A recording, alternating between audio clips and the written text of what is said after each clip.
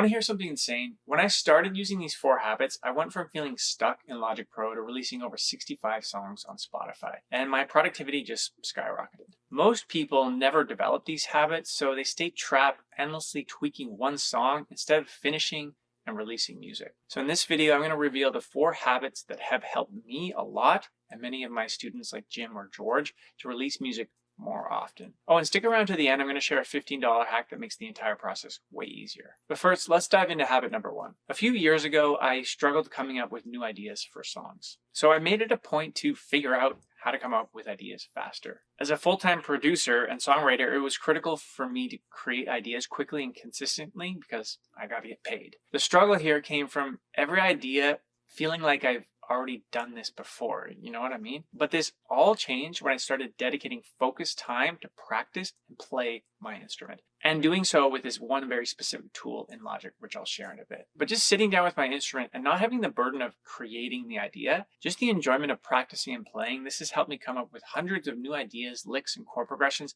that I can just add to my idea bank. It sounds simple, but a powerful shift to how you approach idea creation. So now that you know that dedicated practice and just playing removes that burden of creating ideas, how do you build this habit yourself? So you want to set out some dedicated time to practice your instrument every day in Logic using the metronome or the Logic Pro drummer tracks. This is going to help you build the muscle of playing in time. So step 1, open an empty Logic session and choose a tempo that is comfortable to practice with, whatever you're working on at the time. For me, I'm practicing my finger picking lately, so I'll play a chord progression alongside a metronome or drummer track that just feels like I'm working. Step 2, as you practice and play, you'll notice that ideas are just going to spark out of nowhere. And once one pops up, since you're already in Logic, you'll be able to just go and record it. Or if you feel better, just make a voice memo on your phone. I probably do the voice memos more because it's easier. But what if you don't know what to practice or play, right? And what if no ideas come up? Well, start to practice your weaknesses or target areas of your instrument that you want to get better at. If that sucks too much, then just play. Just be a kid again, pick up your instrument and play. Ideas are going to come, I guarantee you. The really important thing here is that you make it a habit to do it every day. 10 minutes a day is way better than 1 hour a week. But here's the thing, this habit is only half the battle. Next, I'm going to show you a habit to keep things fresh and just help you release more music too. By the way, if you're serious about leveling up in Logic Pro, I send out a quick 3-minute email every week. It's just my best tips and resources to learn Logic. It saves you tons of time. It's free. Check out the link below. So back in 2011, when I first started making music, I wanted to find a way to get more music out in the world, but I honestly just didn't know how. So a mentor told me the best way to get better at producing more is just to do more work. But it's challenging, right? When you have responsibilities, limited song ideas, or you're just a perfectionist. But this all changed when I started doing 2 things. First, I started creating half songs instead of full songs. This allowed me to develop multiple ideas in the same time it would have taken me to just do one. By doing this, I went from actually struggling to finish songs to having 8 to 10 half song ideas per week. I'm going to show you one in a little bit too. But here's the thing. When you tie in this next point, I was actually able to even create more songs. So if I was to ask you to move this couch from one side of the room to the other, you probably could, right? Do it alone, but you'd struggle with it, right? Now, if I told you that, okay, move the couch again, but you can get a friend to help you, you'd be able to move the couch in no time. Songwriting and production are much the same. Sharing the load of a song or production is going to help you with 2 very specific things. Number 1, you can release more music because you're sharing the load. For instance, I had a session last week where I invited someone into the studio and we wrote a song and then I produced it. Alternatively, I've written songs in this room and someone else has gone and produced them. So besides that, the second point is you just get way better because you're sharing feedback and you're seeing someone else's process, which helps you iterate on your own process. So with both of these in play, you can dedicate your time between multiple projects at once.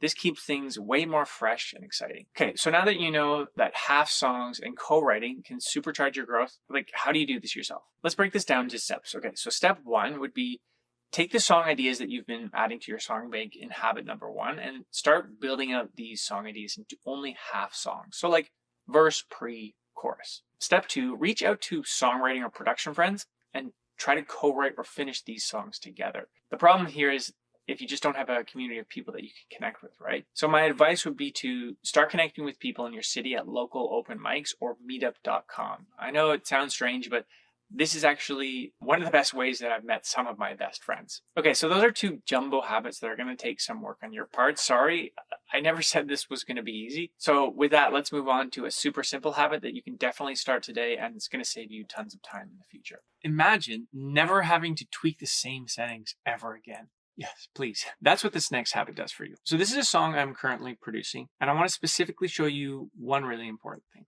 So take a listen to the vocal, and I was able to get this sound without ever having to add a plugin, fuss with an EQ, compressor, or reverb. I saw you waiting at the red light, neon reflections cast your outline. So I was able to get this result because I loaded up my pre-saved vocal channel strip. I put these channel strips into project templates, which gave me a head start on every new song I start from scratch. Okay, whoa, like that was a lot there.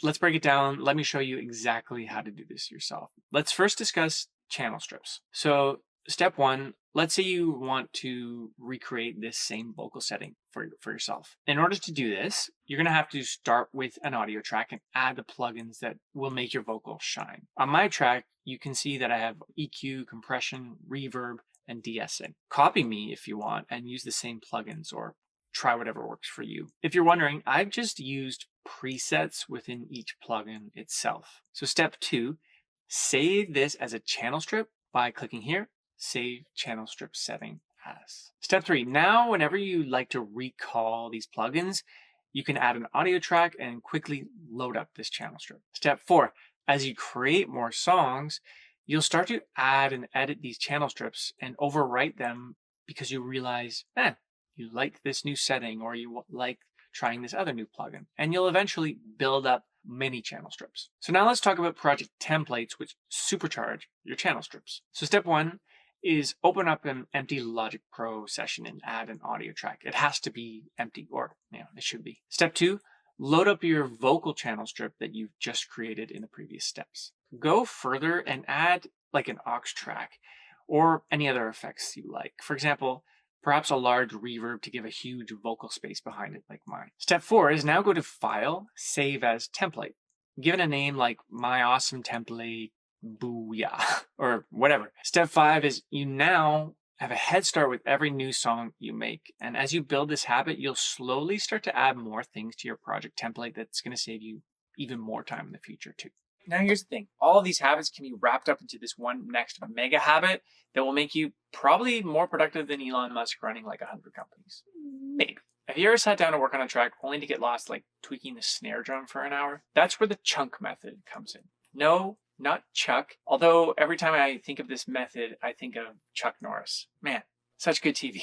Okay, let's look at an example of a song I'm working on and break down the chunk method step by step. Let's also look at a song idea that came out of a practice session from habit number one. So here's the thing. I really like this idea and I wanted to pursue it, but I wasn't sure where to start. And I also had a limited time frame because I only had the afternoon between 12 p.m. and 4 p.m. because I had to go pick up my daughter at 4:30. So I was a bit hesitant to start and build it up because there's so many rabbit holes I could go down, right? And my attention could easily be diverted, not to mention my brain constantly telling me to like post on Instagram or check my phone or like message my wife. So that's where the chunk method comes in.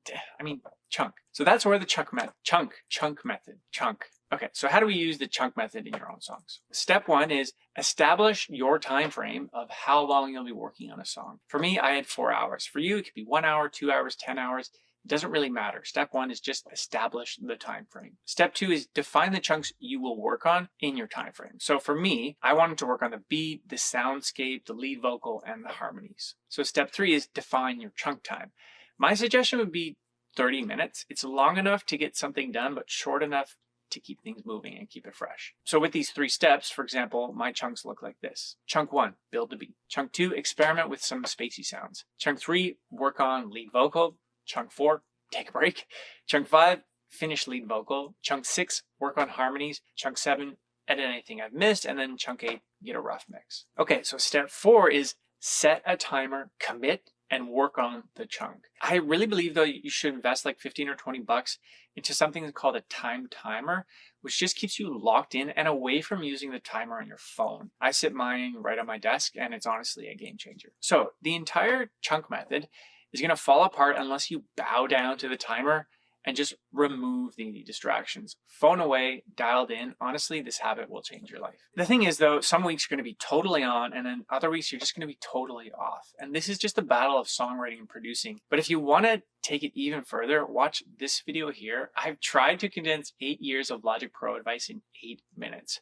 I'm going to show you the most important pieces of making music in Logic, which has given me the opportunity to actually make songwriting and production a full-time career and support my family. That reminds me, I should go pick up my daughter now.